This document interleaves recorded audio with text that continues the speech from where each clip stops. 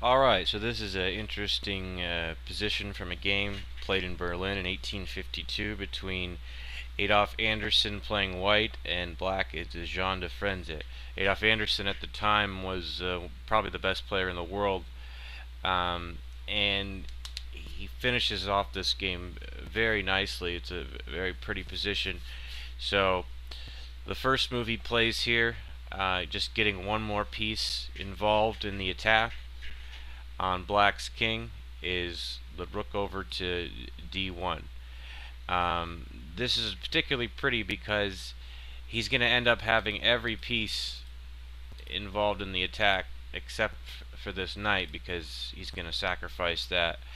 You can see black has a threat of his own. He can take this knight and set up a mate threat immediately on g2 there. So white had to be accurate when he made this calculation, and he was. So rook to d1. Basically, he's getting ready to start sacking. The first and only real sack that comes with check is the rook sacking the knight. And then the fact that this other rook now is lined up here, as well as the queen, and the bishop can also slip out to give a discovery, is what he's banking on. So he goes ahead and allows this take. Notice you can't recapture because it's the pawn is pinned by the rook.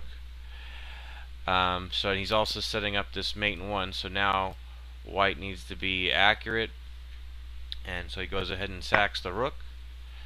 Now what's kind of pretty about this is that black has a few options and none of them work. He can play king over one, or king to f8, or he can play knight takes. They all fail for different reasons. If king f8, we could just play the rook back here with the discovery attack, and then we could win the queen. It might even be mate. Let's take a quick look at it. He can't play here, but then we would just win the queen, and it's sufficient. If the king went here, we would then do a sack, and now double check, and things get ugly pretty quick here for black. You know, if here it's several checks away, he can't really take the rook because the queen's on it. And if here, we finally get a nice mate that way. So a lot of sacks involved in this one. So he ends up settling for knight takes, and now maybe you can spot the theme. We're going to go ahead and do another sack. Queen takes pawn. So two sacks in a row. If king f8 again, we just play, queen takes knight, checkmate. Bear in mind this pawn does a lot of work for us, in especially covering this square, preventing this pawn from moving, and this rook impedes the king as well in many of these lines.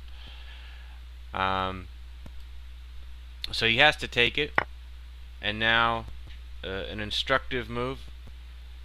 Double check is a very powerful move in chess, because the only response to a double check is for the king itself to move. You can never stop a double check by using another piece to either take the piece or interpose, because there's two attacks at the same time. The only response to a double check is to move the king, so you can always be safe in that. If king here, you can see right here we have checkmate, a pretty one. So he ends up playing his only other alternative,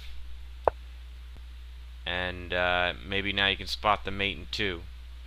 We have bishop check, king f8, and finally bishop takes. And you can see again this pawn and rook are obstructing the king from any escape. A very pretty forced checkmating sequence after the queen went for a mate of his own, and I hope you enjoyed that.